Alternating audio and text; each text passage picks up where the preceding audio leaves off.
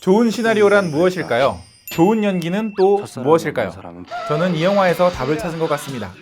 너의 결혼식 리뷰입니다. 남자친구 있다?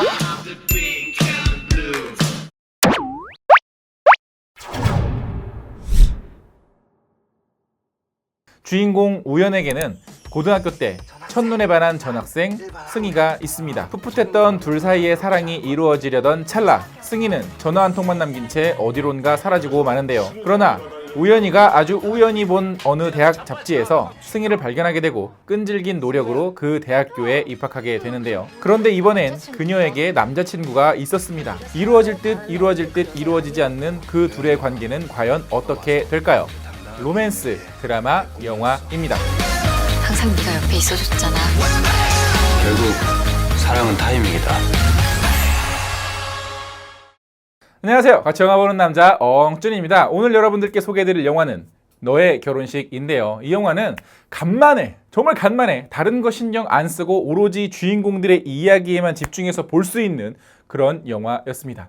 먼저 배우들의 연기력은 정말 엄청나고요. 이 영화는 누구나 한 번쯤 경험해봤을 연애의 감정, 첫사랑의 기억, 혹은 짝사랑의 기억, 또 좋아하는 사람 앞에서 타이밍이 어긋났을 때 그 안타까움, 억울함, 괴로움, 그리고 또 다시 행복한 연애의 순간이 찾아왔을 때의 기쁨 등이 아주 세세하게 잘 표현된 영화입니다. 아, 당신은 모태솔로라 그런 거 잘 모른다고요? 조의를 표합니다.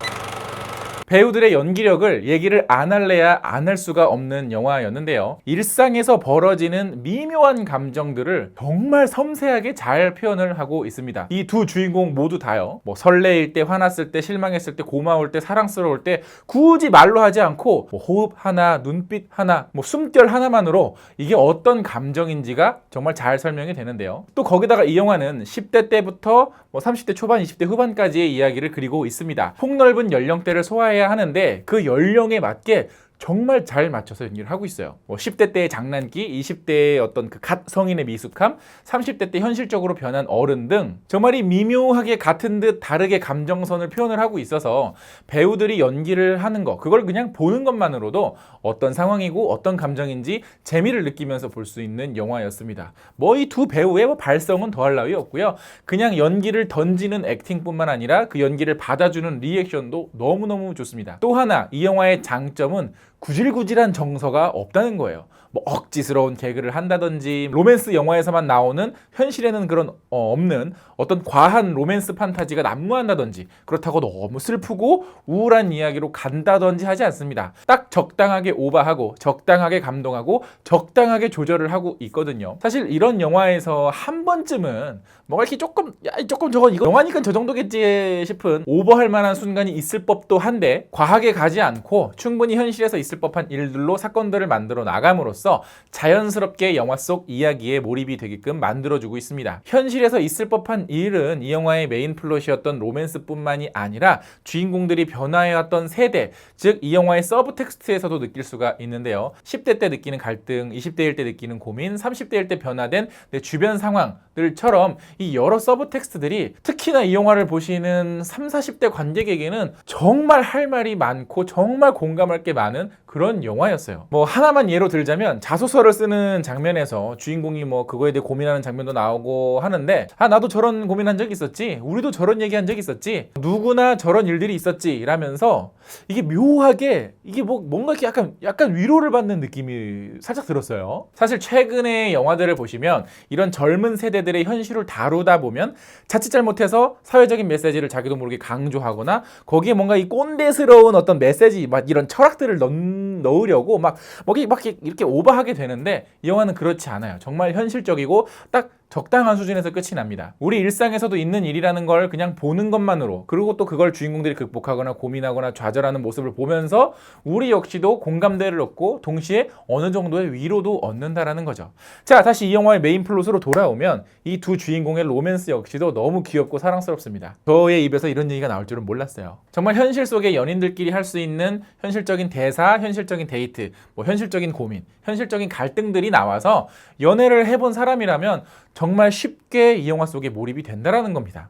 모태솔로라서 아직도 몰입이 잘 안 된다고요? 조의를 표한 지가 언젠데 때문에 이 영화는 정말 막 되게 아름답고 풋풋하고 막 사랑스럽고 귀엽고 막 슬프고 막 그런 어떤 로맨스 영화에서 보여줄 수 있는 이 막 감정의 바다에서 막 헤엄치게 만드는 막 허우적허우적대게 만드는 영화가 아니라 너무 현실적이라서 마치 우리 친구 얘기 같고 내 얘기 같은 영화입니다. 저는 그래서 개인적으로 영화를 매우 인상 깊게 봤어요. 하지만 반대로 너무 현실적인 이야기라서 어디서 많이 본 것 같은 이야기라서 재미없게 느끼시는 분들도 분명히 많았습니다. 영화니까 영화에서 기대할 수 있는 영화적인 무언가가 뭐 좀 더 특별한 게 없었나? 하고 기대를 했던 관객들에게는 약간의 아쉬움이 있는 영화라는 거죠. 이토록 이 영화는 아주 꼼꼼하고 디테일한 시나리오를 바탕으로 거기에다가 좋은 연기력이 덧대어져 있는 정말 좋은 영화였고요. 이 아주 소소한 소품 같은 일상이 그 안에서도 얼마든지 뭐 갈등을 만들어내고 그 안에서도 얼마든지 매력을 보여줄 수 있구나라는 것을 보여준 영화이기도 합니다. 현실에서 벌어지는 일만으로도 관객들이 얼마나 공감할 수 있는지, 얼마나 같이 가슴 아파할 수 있는지, 혹은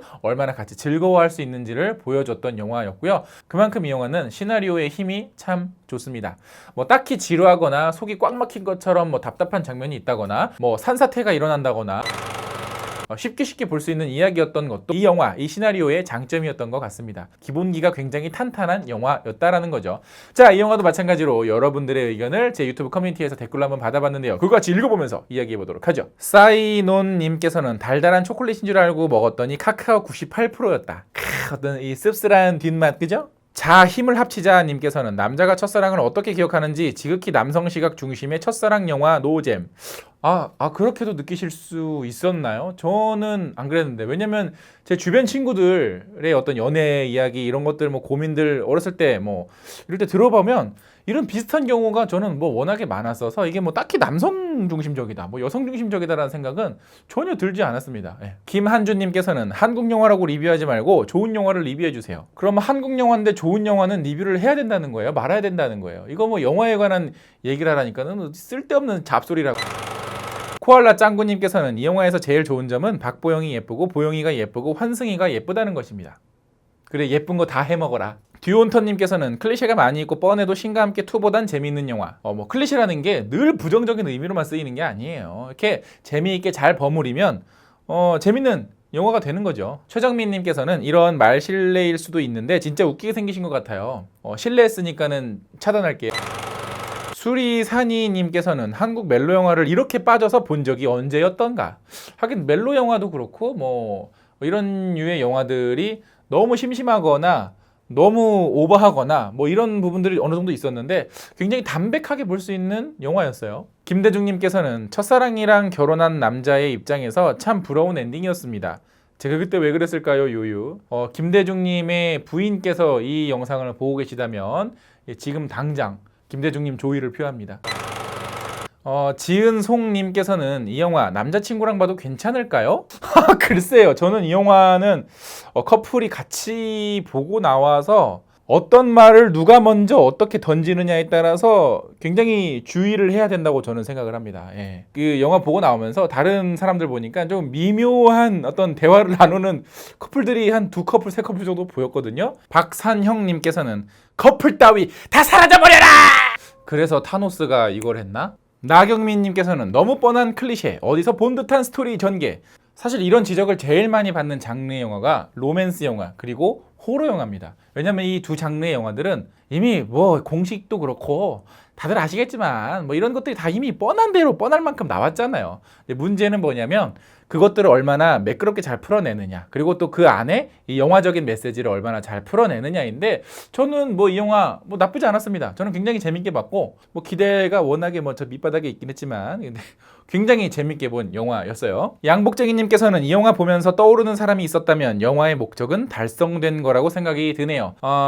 그렇죠. 뭐 이 영화는 뭐 전혀 다른 영화이기는 합니다만은 뭐 라라랜드에서 느꼈던 그런 감정들도 살짝 들어있는 것 같아요. 이 영화의 후반부만 보자면. 자, 이렇게 제 영화 리뷰에서는 여러분들의 댓글도 같이 읽어드리고 있으니까 구독 후에 유튜브 커뮤니티도 확인하는 거 잊지 말아주시고요. 영상 재밌게 보셨다면 좋아요 누르는 거 잊지 마시고, 구독 버튼 아직 안 누르셨으면 구독 버튼도 꼭꼭 눌러주세요. 그러면 저 엉준이 영상을 만드는 데 있어서 정말 큰 도움이 된답니다. 구독 버튼 옆에 있는 종 버튼까지 클릭해 놓으시면 알림이 먼저 가니까 엉준의 영상들을 좀 더 빨리 감상하실 수도 있겠죠.